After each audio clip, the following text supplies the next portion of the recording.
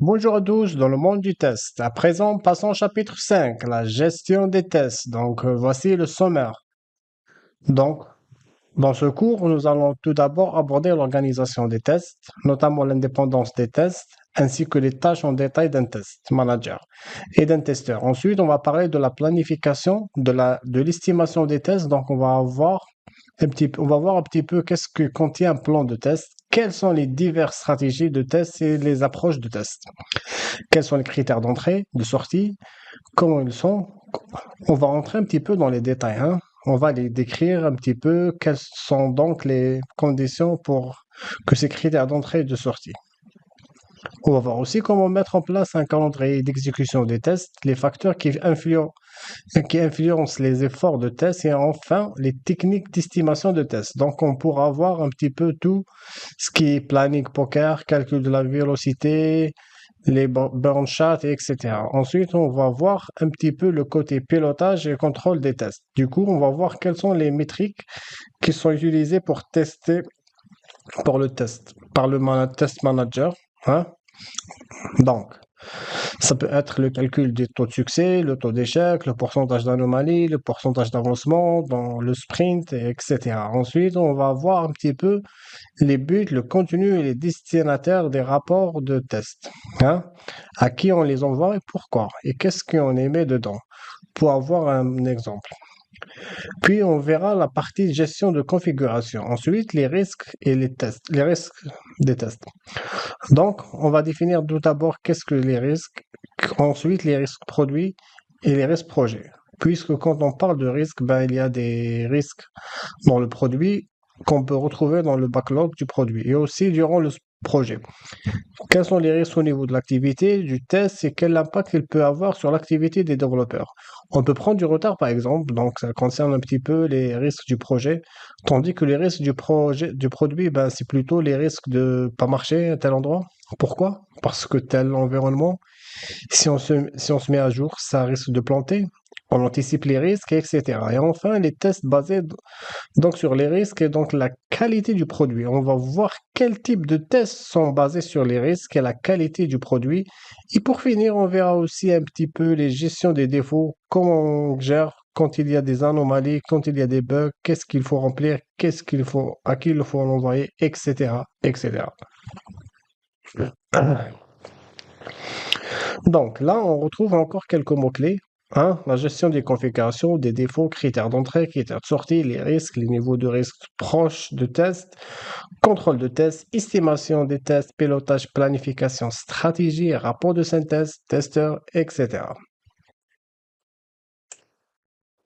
Alors tout d'abord, on va commencer par l'indépendance des tests. Effectivement, quand on est testeur, on ne peut pas être à la fois juge et partie. Donc les tests, ils sont effectués par d'autres personnes que les développeurs. Sinon, les développeurs, voilà, ils développent l'application, il va dire non, il n'y a pas de bug, non, ça vient pas de moi, etc. Donc, il faut bien qu'il y ait des testeurs.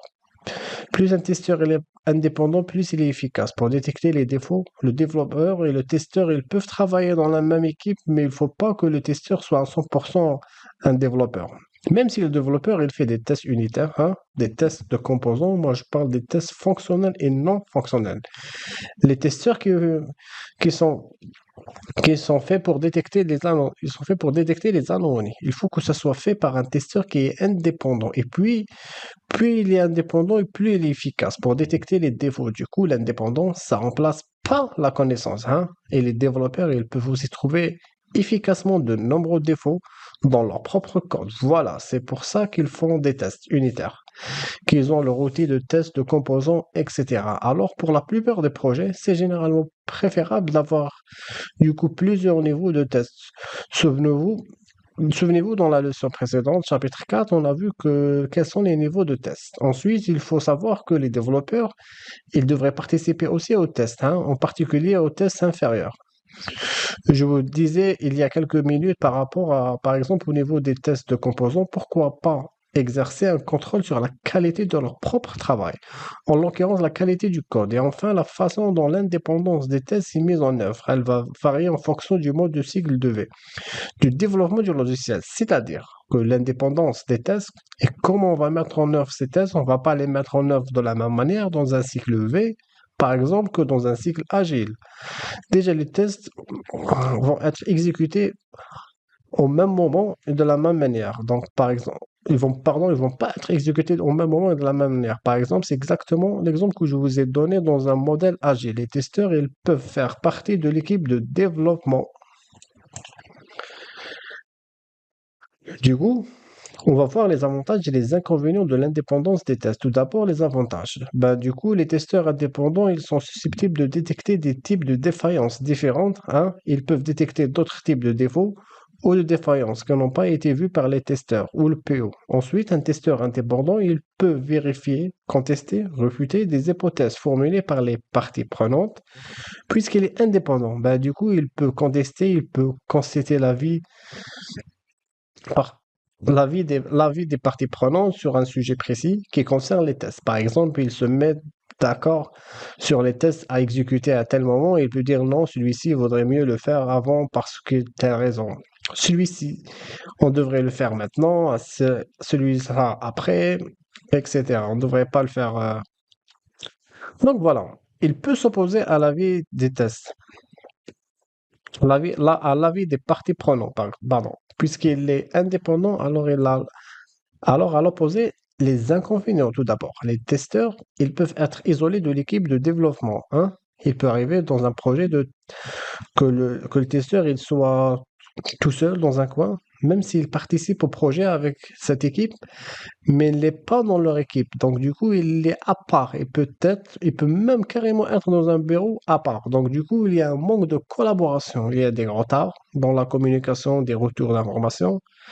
Il y a une relation qui est un petit peu conflictuelle avec l'équipe de développement, puisque vraiment, comme je vous l'ai déjà dit, à la base, le testeur et le développeur, ben, ils ont pas la même vision, ils n'ont pas la même responsabilité, et si en plus de ça, ben, ils sont séparés, ils sont pas dans la même pièce, et qu'ils sont pas dans la même pièce, et que la communication, elle passe mal.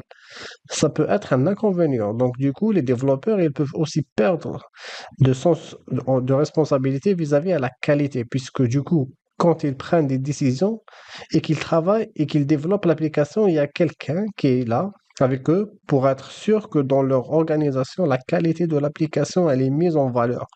Puisque le testeur, il est indépendant, il n'est pas avec eux dans l'équipe, c'est qu'après qu'il va avoir des impacts ou en amont, même si le testeur en amont, il avait mis en valeur la qualité, donc il avait pris des mesures de prévention pour la qualité, peut-être qu'elles ne seront pas appliquées et que c'est que après il va dire moi j'ai conseillé ça. Ensuite, les testeurs indépendants, ils peuvent être ben du coup un goulot d'étranglement ou être rendus responsables des retards dans la sortie de la vision, dans la version.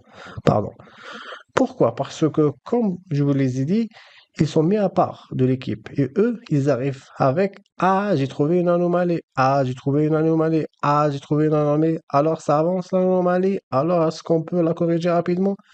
Et du coup, ben, il y a un retard dans la sortie de la version et on va leur rejeter la faute alors que c'est pas forcément leur faute, hein. Et enfin, les testeurs indépendants, ils peuvent ne pas déposer de certaines informations importantes.